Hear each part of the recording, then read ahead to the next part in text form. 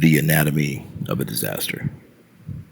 Kennedy Space Center, 16 January 2003. At 10:39 a.m. Eastern Time, the shuttle Columbia roars off of Pad 39 Alpha under 7 million pounds of thrust. The crew of 7, Commander Rick Husband, Pilot Willie McCool, Mission Specialist Kalpana Chava, Laurel Clark, Mike Anderson, David Brown, and Payload Specialist Ian Ramon, begin what would be their 16th day mission in space. T+0 launch. The shuttle ascends cleanly through a light Florida sky, but at T+81.7 seconds, just after Columbia passes through Mach 2.46 at about 65,000 feet, a 1.67-pound chunk of insulating foam breaks away from the external tank's left bipod ramp, an area designed to prevent ice formation near the strut attaching the orbiter to the tank. High-speed cameras captured the object's separation. At roughly 500 meters a second, or 1,100 miles an hour, the foam strikes Columbia's left wing leading edge, near reinforced carbon-carbon panel number 8. These panels are by far the most robust and resistant components on the shuttle, as the leading wing edge experiences the highest temperatures upon re-entry, nearly 3,000 degrees Fahrenheit. Previous to this incident, these panels were thought to be indestructible. No one on the ground or in the orbiter realizes the significance. The impact lasts just 0.16 seconds. T+2 minutes and 30 seconds, ascent continues. Columbia continues its climb. Within minutes, the external tank is jettisoned. Telemetry shows no obvious anomalies. In the mission evaluation room at Johnson Space Center, engineers make a note of, quote, foam debris observed, routine at the time. Over the roughly 100 shuttle launches, more than 1,000 foam strikes had been observed. Foam shedding was common, known, but never considered mission critical. 11:22 a.m. Orbit achieved. Columbia enters orbit successfully. Over the next 16 days, the crew conducts more than 80 experiments in microgravity, studying atmospheric dust, fluid dynamics, cancer cell growth, and more. They record video messages, perform interviews, and prepare for a textbook reentry. But hidden inside the left wing is a wound no one can see. A 9 by 6-inch hole burned deep through the carbon composite. 1 February 2003, the return. 8:10 a.m. Eastern Standard Time. Flight control shift begins. Entry Flight Director Leroy Kane takes command in Houston. Columbia is orbiting over the Indian Ocean, beginning preparations for deorbit. All systems appear nominal. 8:15 and 30 seconds. Deorbit burn.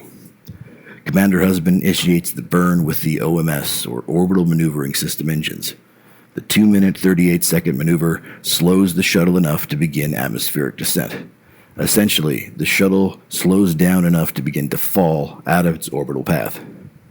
They're right on schedule for a 9:16 a.m. landing at Kennedy Space Center. 8:44 and 9 seconds. Entry interface. At 400,000 feet over the Pacific, Columbia hits the upper atmosphere. The shuttle begins to glow plasma red at Mach 24. Flight controllers note nominal readings. 8:49 a.m. The first signs of trouble. Temperature sensors in the left wheel well begin reading abnormally high. Plasma is already leaking into the wing through the breach. In Houston, the data looks odd but not alarming. 8:53 and 46 seconds. Columbia passes over the California coast at Mach 23, 231,600 feet high. The left wing's reinforced carbon-carbon panels are enduring over 2,800 degrees Fahrenheit, or 1,538 degrees Celsius. 8:54 and 24 seconds. Hydraulic line sensors in the left wing start dropping off the telemetry stream. They're burning away. 8:58 and 3 seconds. The shuttle crosses Nevada. The flight computer compensates for increasing drag on the left wing by trimming right side control surfaces. 8:58, 21 seconds. Debris begins to separate. Small pieces of tile fall away, spotted from the ground. 8:58 and 39 seconds.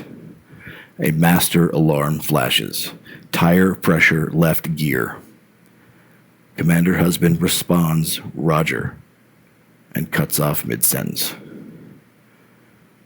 9 a.m. and 18 seconds. The breakup sequence. A surge of aerodynamic stress and asymmetrical lift overwhelms the left wing. The internal spar collapses. The orbiter begins rolling and yawing out of control at Mach 18. 9 a.m. and 25 seconds. Columbia breaks apart. The fuselage begins to tumble and shear forces rip through the structure. Telemetry ends abruptly at 9 a.m. and 59 seconds. At 9 a.m. and 35 seconds, it is noted the crew module depressurizes, an event that will be instantly fatal. Aftermath. Debris streaks across Texas and Louisiana, raining down over a 2,000 square mile area. At 9:16 a.m., Kennedy's controllers await landing clearance. No radio call, no radar track, only silence. Within minutes, civilian witnesses report multiple contrails breaking apart in the sky. The Columbia Accident Investigation Board, or CIAB, determines the direct cause: a foam impact breach in the left wing's reinforced carbon-carbon panel. But the underlying cause, a culture of complacency within NASA, is truly responsible. Previous foam strikes had been normalized. None had resulted in loss of vehicle, until this one. The Columbia disaster was not born in space, but on the launch pad. In a fraction of a second, 81 seconds into flight, a tiny piece of foam, harmless on Earth, became a bullet at Mach 2. 16 days later, it tore open the sky.